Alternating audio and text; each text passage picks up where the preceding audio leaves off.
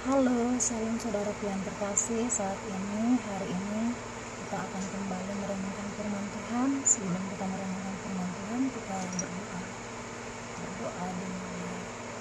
Tuhan Yesus, kami bersyukur Tuhan buat hari-hari kami yang telah kami jalani Tuhan.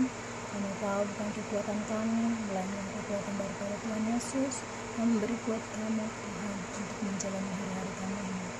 Terima kasih Tuhan, kalau sebentar kami akan merenungkan firman-Mu, berkati kami, beri kami kebijaksanaan, hikmat daripada Tuhan, agar kami boleh mengungkapkan kebenaran firman Tuhan, dan hati kami, hidup kami ditegur oleh kebenaran firman. Dalam nama Yesus kami berdoa, amin.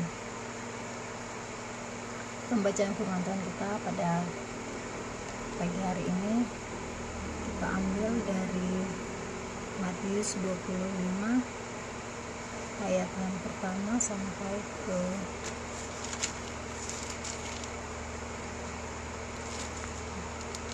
ke-13 ya.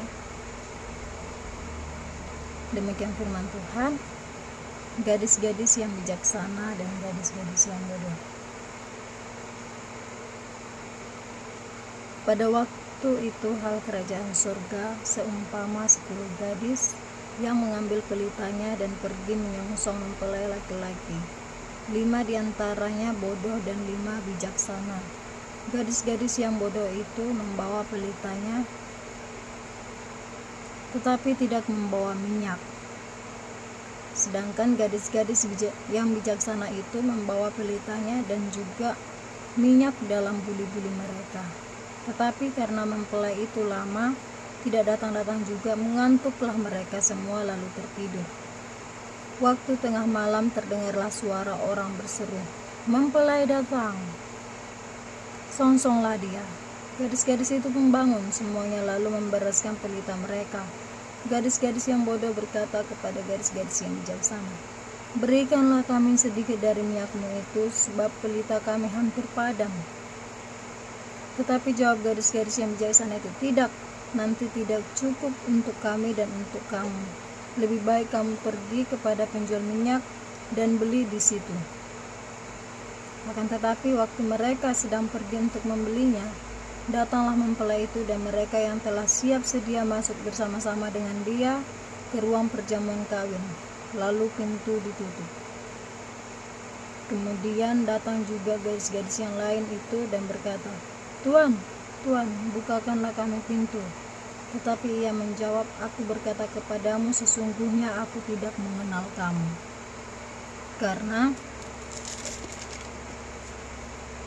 Karena itu berjaga-jagalah, sebab kamu tidak tahu akan hari maupun akan saatnya." Amin.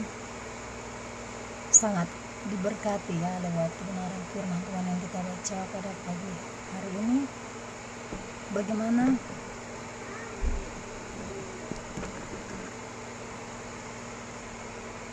dari pembacaan ini kita sangat diberkati ya, bagaimana ada dua kehidupan, yaitu wanita yang bijaksana dan wanita yang bodoh.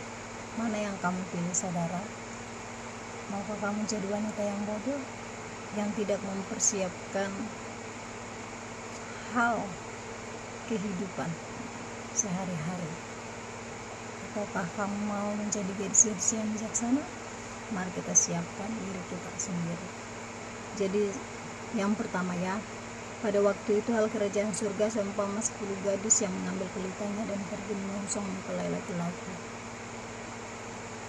Jadi mempelai laki-laki ini disamakan dengan Tuhan Yesus Kristus yang akan datang secara tiba-tiba.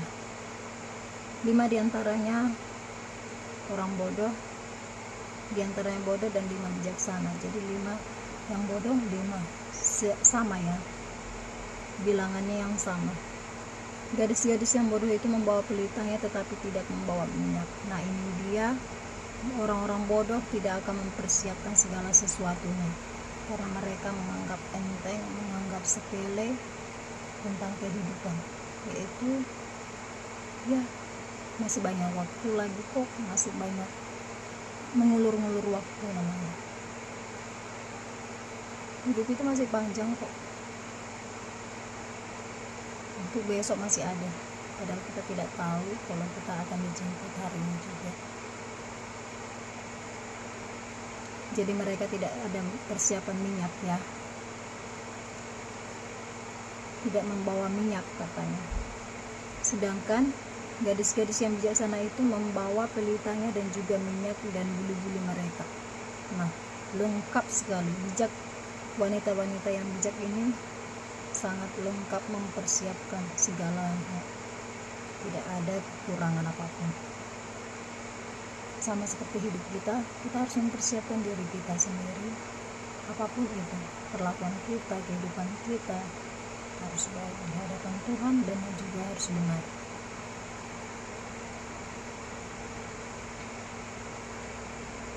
Dan di ayat yang kelima, tetapi karena mempelai itu lama tidak datang-datang juga, mengantuklah mereka semua lalu tertidur. Nah, ini dia. Jadi jika kita tidak ada persiapan sama sekali, tapi kita sudah di dalam waktu itu kita sudah ada persiapan. Di intinya ini kan kalau kita misalnya terlengah, tetapi kita ada kesiapan yang kita sudah buat. Jadi orang-orang yang bodoh ini tidak ada persiapan sama sekali. Akan tetapi orang yang bijak, gadis-gadis yang bijak ini sudah mempersiapkannya. Walaupun mereka tertidur, mereka sudah pasrah bahwa waktunya tiba, mereka sudah siap siaga.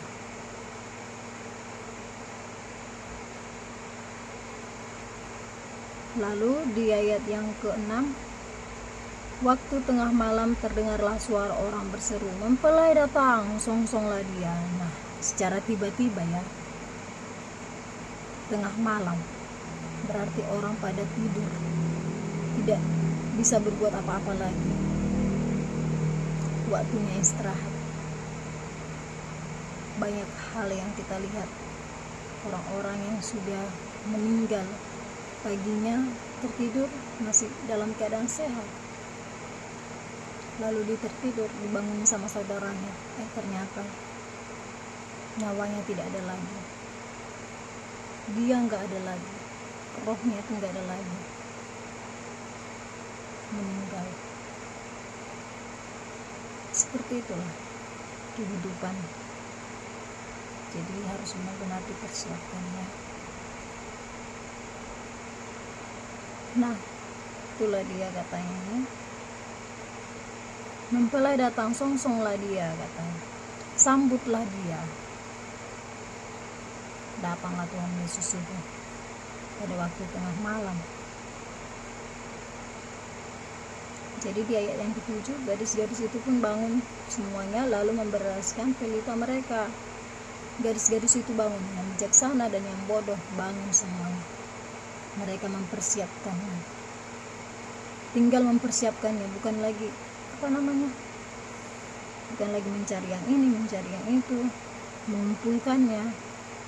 Tidak lagi ya, nggak ada waktunya lagi. Jadi di ayat yang ke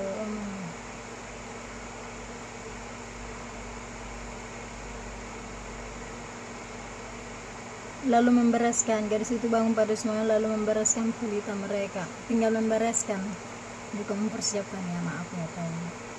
Membereskan, jadi nggak ada lagi waktunya untuk persiapan ya, tinggal membereskan aja, tinggal mengumpulkan gitu yang sudah dipersiapkan. Jadi di ayat yang ke-8, gadis-gadis yang bodoh berkata kepada gadis-gadis yang bijaksana, berikanlah kami sedikit dari minyakmu itu, sebab pelita kami hampir padam. Nah, ini dia. Dengan mudahnya dia meminta kepada gadis yang bijaksana. Dan namanya gadis bijaksana, tentu dia berkata, 9.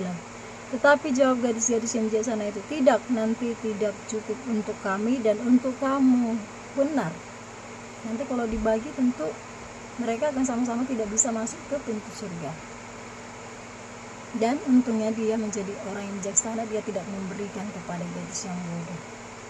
Karena kalau dikasihnya dia tidak akan masuk ke dalam kerajaan surga.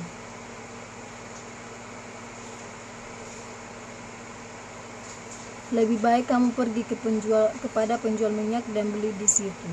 Nah, si bijaksana tadi mengatakan kepada yang bodoh tadi, belilah di tempat warung sana, untukmu, bercukup untukmu, dan ini untukku memang cukup untukku juga.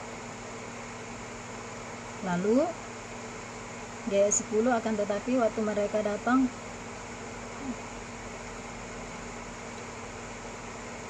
ayat 10, akan tetapi waktu mereka sedang pergi untuk membelinya, datanglah mempelai itu, dan mereka yang telah siap sedia masuk bersama-sama dengan dia ke ruang perjamuan kawin. Lalu pintu ditutup. Nah, pada saat si gadis yang bodoh ini membeli minyak kepada warung,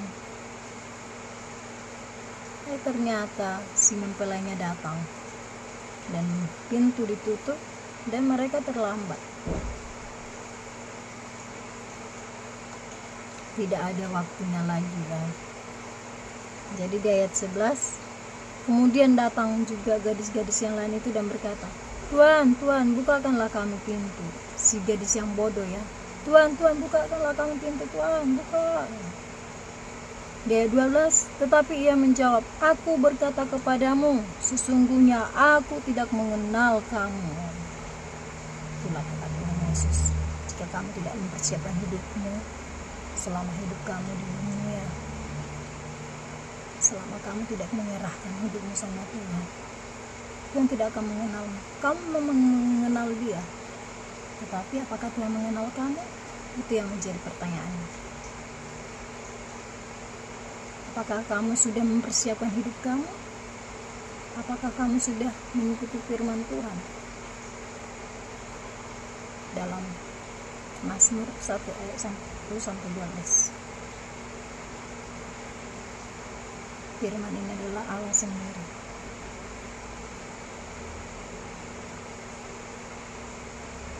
Jadi hiduplah pakai firman Tuhan. Persiapkan diri melalui kebenaran firman ini. Karena nggak ada waktu lagi sama sekali. Jika kamu mendapat kecelakaan dan tiba-tiba mati, apakah kamu sudah siap menghadap Sang Pencipta, menghadap Tuhan Yesus Kristus? Makanya itu saudara, janganlah kita sama seperti orang gadis-gadis yang bodoh ini. Jika kita sudah mempersiapkan semuanya, maka pintu surga akan terbuka bagi kita. Kata Tuhan, ya, aku tidak mengenal kamu, kata. Memang orang bodoh ini memang dia mengenal Tuhan, tetapi Tuhan tidak mengenal orang yang bodoh ini. Karena apa? Hidupnya tidak diserahkannya sama Tuhan Yesus. Tidak ada persiapan sama sekali. Di ayat ke-13 yang terakhir, karena itu berjaga-jagalah, sebab kamu tidak tahu akan hari maupun akan saatnya. Amin. Amin ya saudara. Jadi ayat 13 inilah intinya dari semua yang kita baca tadi. Berjaga-jagalah sebab kamu tidak akan tahu akan hari maupun akan saatnya. Jadi kita tidak tahu kapan Tuhan Yesus datang menjemput kita. Jangan keraskan hatimu saudara, lembutkan hatimu, banyak berdoa, berlutut sama Tuhan Yesus.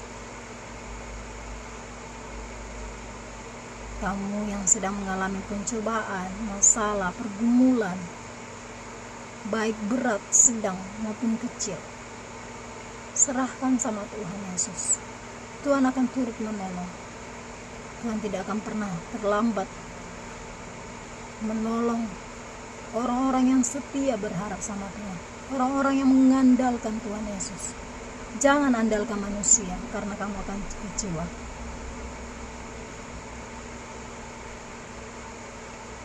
Jangan hidupmu buat sia-sia, karena kita ini adalah berasal dari debu dan akan kembali menjadi debu. Jadi jangan sombongkan dirimu, tetaplah hidup sesuai kebenaran firman Tuhan. Merenungkan siang dan malam, maka kamu akan berhasil dan kamu akan berbuah. dan hiduplah mengampuni sesama manusia. Jangan di dalam hidup itu penuh kejahatan, penuh pikiran yang negatif kepada sesama, kepada pasangan kita. Tenangkan dirimu, banyak berdoa, serahkan sama Tuhan.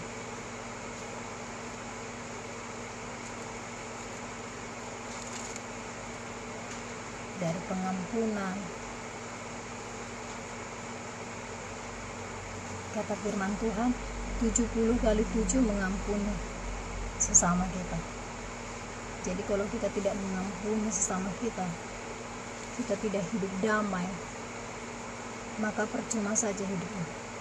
Karena kamu masih punya pikiran yang jahat, hidup yang jahat. Kamu tidak kudus di hadapan Tuhan. Demikianlah firman Tuhan yang kita renungkan pada pagi hari ini, pada hari ini. Semoga kita semua diberkati lewat kebenaran firman Tuhan dan merenungkannya siang dan malam. Semoga saudara semakin dikuatkan di dalam Tuhan dan semakin sungguh-sungguh sama Tuhan. Amin.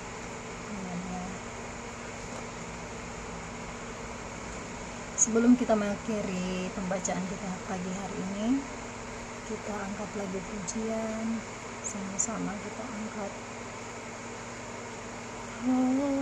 Rohmu yang hidup, rohmu yang hidup penuhiku, mengalir dalamku, jiwaku penuh urapanmu, dalam naunganmu ku buka hati untuk jamahanmu, berserah penuh di hadiratmu. Kau ambil alih seluruh hidupku, di altarmu menyembahmu. Ku buka hati untuk jamahanmu, berserah penuh di hadiratmu. Kau ambil alih seluruh hidupku, di altarmu menyembahmu, di altarmu menyembahmu. Haleluya. Bapa yang baik, kami buka hati kami Tuhan. Kami mau mempersiapkan hidup kami Tuhan kepada Tuhan, agar kami hidup kudus di hadapan Tuhan. Tuhan Yesus, layakkan kami datang menyembah-Mu. Layakkan kami Tuhan Yesus, agar kami bisa masuk dalam hadirat-Mu. Terima kasih Bapa, kami mau Tuhan menjadi wanita yang bijaksana Tuhan, yang mempersiapkan kehidupan kami sebaik mungkin, selagi kami masih diberikan kesempatan untuk hidup di dunia ini Tuhan. Terima kasih Bapa buat kebaikan Tuhan yang begitu luar biasa, yang tidak dapat kami balas satu persatu Tuhan. Terima kasih Tuhan, yang saat ini adalah kami kerjakan Bapa, yaitu menyenangkan hati-Mu, memberikan seluruh hidup kami Tuhan, memberikan kehidupan kami serahkan Bapa ke dalam tangan Tuhan. Terima kasih Yesus, inilah menjadi doa harapan kami Tuhan kepada Tuhan. Engkau yang selalu ada di dalam hidup kami undang hadirat Tuhan selalu di dalam hidup kami, setiap waktu. Di dalam nama Tuhan Yesus kami berdoa dan mengucap syukur kepada Tuhan. Yang percaya sama-sama kita katakan amin. Shalom saudara, Tuhan Yesus memberkati.